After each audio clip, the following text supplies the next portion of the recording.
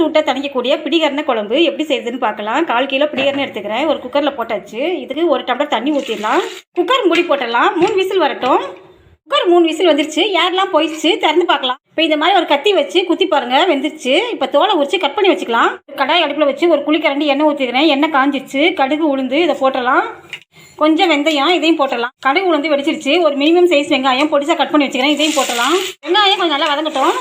வெங்காயம் நல்லா வதங்கிடுச்சு. 2 பெரிய தக்காளி பொடிசாக கட் பண்ணி வச்சுக்கிறேன். இதை போட்டுடலாம். 1 டேபிள் ஸ்பூன் கல் உப்பு இதையும் போட்டுடலாம். அப்போ தான் தக்காளி நல்லா வதங்கும். தக்காளி வெங்காயம் நல்லா வதங்கிடுச்சு.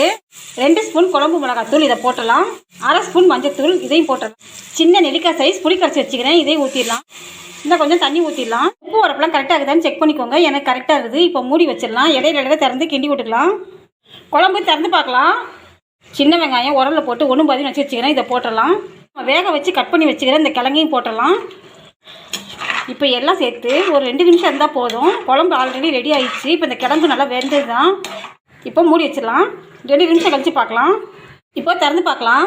குழம்பு ரெடி ஆயிடுச்சு. இதை ஒரு கிண்ணத்துக்கு மாற்றிக்கலாம். சுட சோத்துக்கு பிடிக்கிற காரக்குழம்பு ரொம்ப அட்டகாசமாக இருக்கும்.